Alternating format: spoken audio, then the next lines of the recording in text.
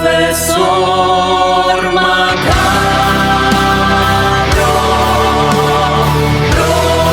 Professor Macabro.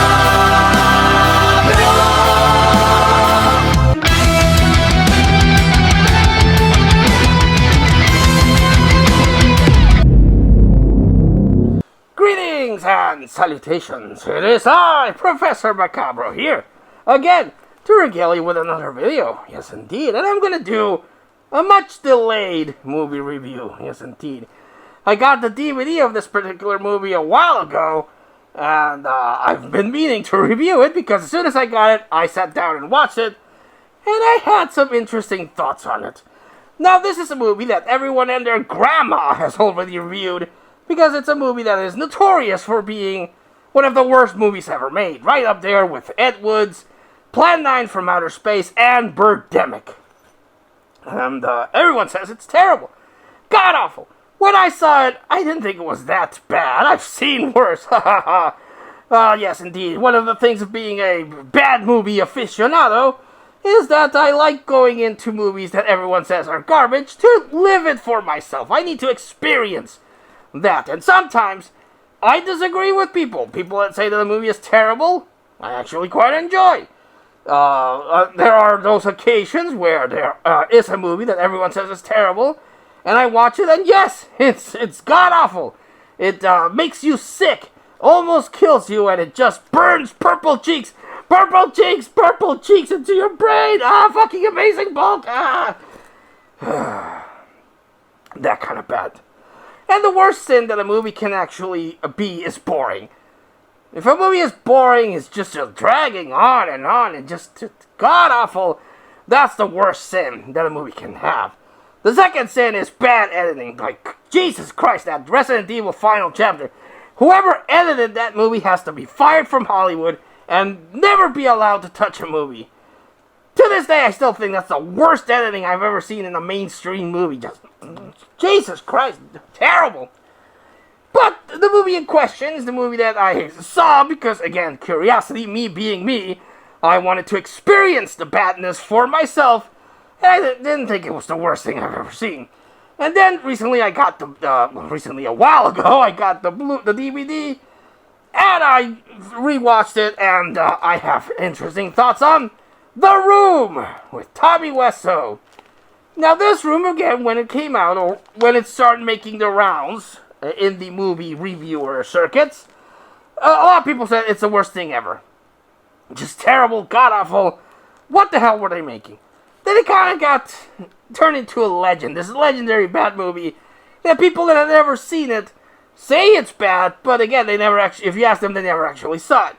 Then it started getting back into the mainstream focus thanks to that Seth Rogen James Franco movie, The Disaster Artist, which is an exaggerated mockumentary. Think like Spinal Tap. The making of The Room, how Tommy Wiseau met his working partner, how they came up with the whole thing, how they started filming it. Again, it's just exaggerated for laugh's sake. But it got people interested into watching The Room, this movie that it can't be that bad. And actually, my good buddy Echo Zero, cha, baby, let everyone know that Tommy Wiseau, since The Room was getting popular again, was re-releasing The Room on Blu-ray, and he would include a pair of his underwear. Now, hopefully it's not used underwear, but Tommy Wiseau released his own brand of underwear, you see, so he would stick in one of those as a prize. So a lot of people were reintroduced to The Room. And this DVD does appear to be a re-release of that, for something that we will talk about in the DVD dissection video of this. But yes, The Room. What is this masterpiece of auteurism about? Well, let me tell you. The movie starts Tommy Wiseau as Johnny, this banker that is struggling because he's so stressed out because he's demanding that he get a raise, but he doesn't seem to ever get the raise. And he has this girlfriend, fiance, wife, I don't know, called Lisa.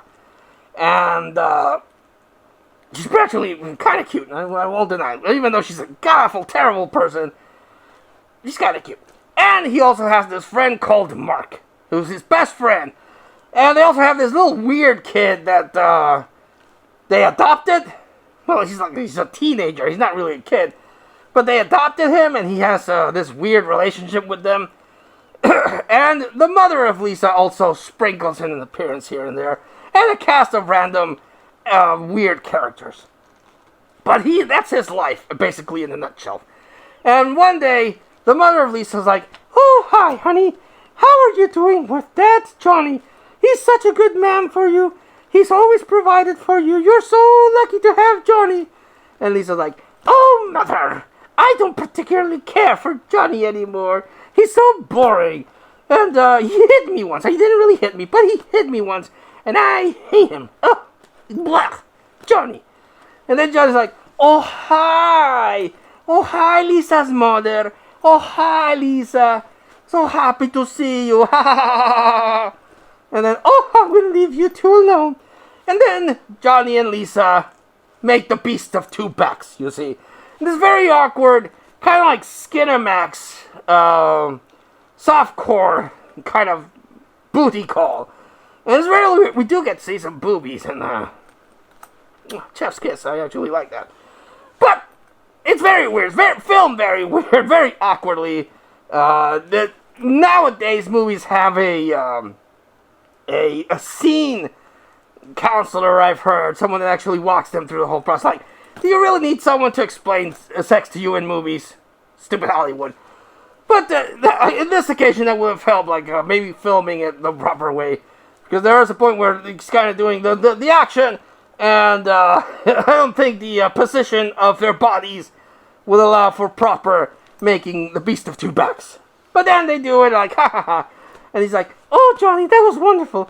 Did you get the raise?" And Johnny's like, "Oh, no, I didn't get the raise. They don't appreciate me."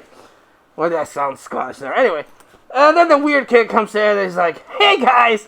Hey, Lisa, looking good. Johnny, looking good. Let's have a threesome." Or at least that's the vibe you get from this weird-ass kid, because he obviously has the hots for Lisa. But, he does seem to also have the hots for Johnny. Really weird. Whatever they were going for with this guy, it was weird. And then Mark comes in, and, Johnny goes away to work, and then Lisa's like, "Hey, Mark, come on over." And Mark's like, "Okay."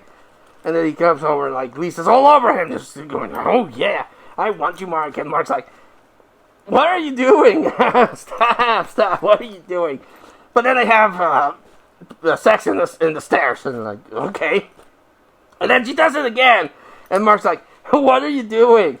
And then she does it again, and like, "Mark, what are you doing?"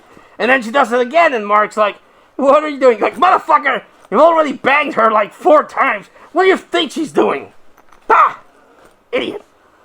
But he feels, conflicted because Johnny is his best friend, but he also likes doing it with the Lisa chick.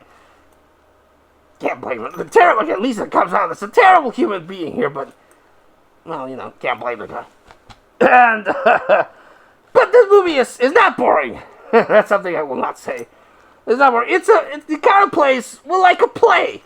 Like a stage play, where you have this one room, and you have this couple of actors doing a scene, then they walk off, and then some other actors come in. I think this was supposed to be a stage play before they got the idea to make it into a movie, because it really does feel like a stage play. Or a telenovela. Yes, it also plays out like a telenovela. One of the Mexican soap operas. But it really plays like that a lot, like, they were watching telenovelas and stage plays, and that's how they came up with the script and how they made this thing. But then, of course, it's very memorable. It's not boring. It's very memorable and quotable. One of the lines I always pop up to everyone whenever I meet someone of that name is, "Hi, Mark." Anytime I meet a Mark, "Hi, Mark." "Oh, hi, Mark." Gotta do that. And also, usually just randomly pop up this phrase when I'm talking to someone. And they're talking about their daily life, and I'm like, oh yeah. So anyway, how's your sex life? Blows her mind, but this is a quote from the movie. Johnny's talking with Mark, and he's like, Mark's asking, oh, how's the bank going? He's like, oh, they don't respect me, they don't appreciate me, they screw me over. Again, why am I calling Scottish? They screw me over, they don't appreciate me. And anyway, how's your sex life? I'm like, what? And then, of course, the epic, Lisa, you're tearing me apart, Lisa. I'm fed up with this world. Fed up with this world. So it's not the worst movie I've ever seen. It is a very peculiar movie. Something that I've mentioned most times with independent movies or high-budget movies. It's a movie itself. It's a miracle. The fact that someone actually came up with the concept, came up with a production of it, got the money together, got the actors together, dealt with actors to actually film the damn thing, then edited it, then presented it, and released it to the world. All these different factors could, at any point in time, fuck up and bring the whole thing down. So any time a movie actually successfully comes out, it's a small miracle. And sometimes it hits, sometimes it doesn't. This particular movie, for me, definitely hits. It's an unintentional comedy because it's supposed to be like a drama. The dramatic life of this Johnny guy, portrayed by this guy with this weird accent that I can't recreate. And it comes off as an unintentional comedy. Or maybe it was supposed to be a comedy. We don't know. But it does come off as an unintentional comedy, and it's delightful. And it had me laughing my ass off at these peculiar scenes. And how they don't seem to make any sense.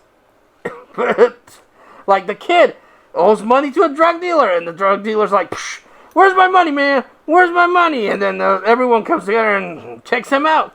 That's how Johnny gets the gun for the ending. Won't spoil it, but that's how he gets the gun. And then how Mark is just like oblivious to what's going on with Lee's like, what are you doing? What are you doing? Oh, kid, how is this happening every time I come visit you? Bizarre. And Lisa, again, doesn't come off as a very nice person in this. And that weirdo kid that has the hots for Lisa and Johnny. It's just weird. But it's definitely a movie that I would recommend you watch and live, experience. Like, don't go into this just regurgitating what everyone else says. Like, oh, I heard that movie's awful. And it's god-awful. Have you seen it? No, I've never seen it, but I've heard it's god-awful. Don't be that person. Actually sit down, watch it, and experience it. So that you could say that, yes, I saw The Room and I thought it was hot garbage because of this and this and this. Or I saw The Room and I respect certain elements because of this and this and this, like I did. And or I just didn't care for it. Every opinion is respectful and valid as long as you actually sit down and watch the thing. So yes, I would recommend you watch The Room and give it a watch and make an informed decision for yourself whether or not it's an unintentional comedy or the worst movie ever made. I don't think it's the worst movie ever made. I've seen worse. So yes, good movie. Highly recommend it. Have you seen The Room? Did you love it? Did you hate it? Let us know in the comments down below. But until I see you all again next time, this has been Professor Macabro thanking you and wishing you all, like always, a good evening.